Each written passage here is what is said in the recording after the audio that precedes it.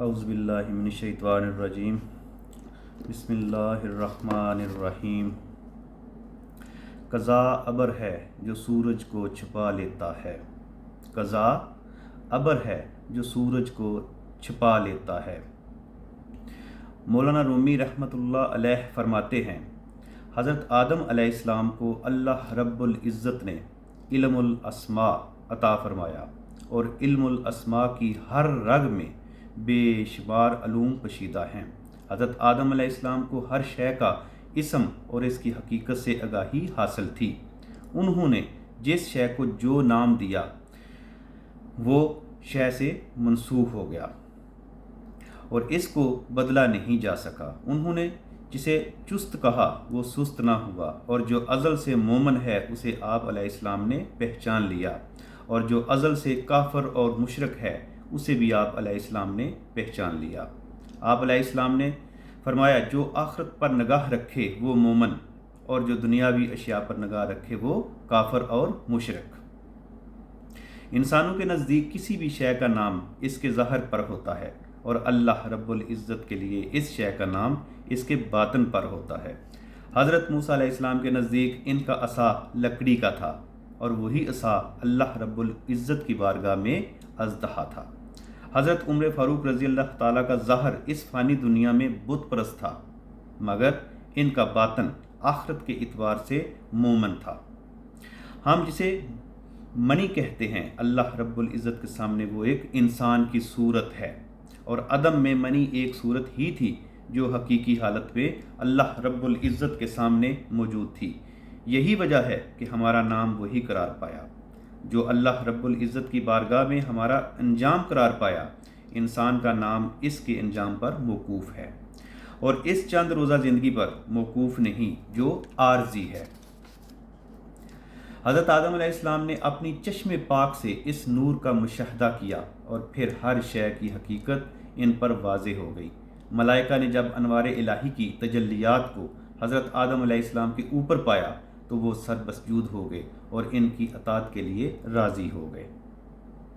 مولانا رومی علیہ السلام فرماتے ہیں، جن آدم علیہ السلام کا ذکر میں کر رہا ہوں وہ ابو البشر ہیں، اور ان کی تعریف اور ذکر میں اگر بروز محشر تک بھی کرتا رہوں تو میری زبان عاجز ہوگی، اور میں ان کی شایان شان تعریف اور ذکر نہیں کر سکتا۔ آپ علیہ السلام کو ہر شے کا علم تھا، مگر جب قضا آئی تو ایک ممانت کی سمجھ نہ سکے، اور وہ ممانت حرام کی وجہ سے تھی یا پھر کسی تعویل کی وجہ سے تھی، مگر مقصود انہیں وہم میں مبتلا کرنا تھا۔ جب تعویل قلب پر حاوی ہوئی تو ممانت جاتی رہی، اور طبیعت میں حیرانگی نے انہیں گیوں کی جانب بڑھنے پر مجبور کر دیا۔ باغبان کے پاؤں میں کانٹا چبھ گیا اور وہ کانٹا نکالنے میں مصروف تھا۔ چور نے اس لمحے کو غنیمت جانا اور وہ سامان لے کر چلتا بنا۔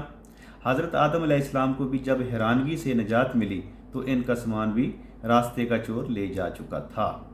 حضرت آدم علیہ السلام نے بارگاہ الہی میں عرض کیا، الہی ہم نے اپنی جانوں پر ظلم کیا، اور پھر ایک سرد آہ بری۔ اس کے بعد اندھیرا چھا گیا اور راستہ نگاہوں سے اوجھل ہو گیا۔ قضا ابر ہے جو سورج کو چھپا لیتا ہے، قضا آتی ہے تو شیر اور اژدہے بھی چوہے کی مانند ہو جاتے ہیں۔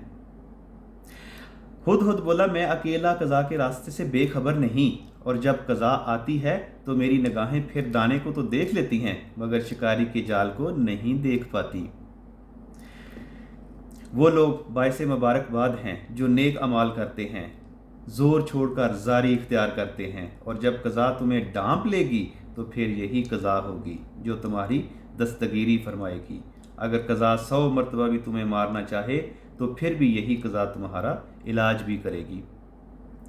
اللہ رب العزت کی جانب سے مصائب کا نازل ہونا ہمارے لیے عین رحمت ہے، اور مصائب کا نزول اسی لیے ہوتا ہے کہ ہم غفلت کی نیند سے بیدار ہوں، اور اگر ہم بیدار ہوں گے تو ہمارے لیے امن ہوگا، اور غفلت کی زندگی میں نقصان کے سوا کچھ بھی نہیں ہے۔ نصیحت۔ اب جو ہم نے پڑھا ہے یہ بیسیکلی نصیحت کیا ہے اس میں؟ اس حقائق کو بیان کرنے کا مقصد یہ ہے کہ جس طرح حضرت آدم علیہ السلام قضا آنے پر ممنوعہ شجر سے پھل کھا بیٹھے، اور پھر قضا کی بدولت ہی انہیں معافی ملی، اسی طرح انسان کی بھی قضا کے آگے اپنی مرضی نہیں چلتی۔ اللہ رب العزت نے انسان کی جانب مصائب کا نزول اس لیے کیا تاکہ انسان اس کی یاد سے اور اس کے ذکر سے غافل نہ ہو، اور انسان کو چاہیے کہ وہ اپنی تخلیق کے مقصد سے آگاہ ہو اور صحیح معنوں میں دین اسلام کی تعلیمات پر عمل کر کے بندگی کا حق ادا کرے۔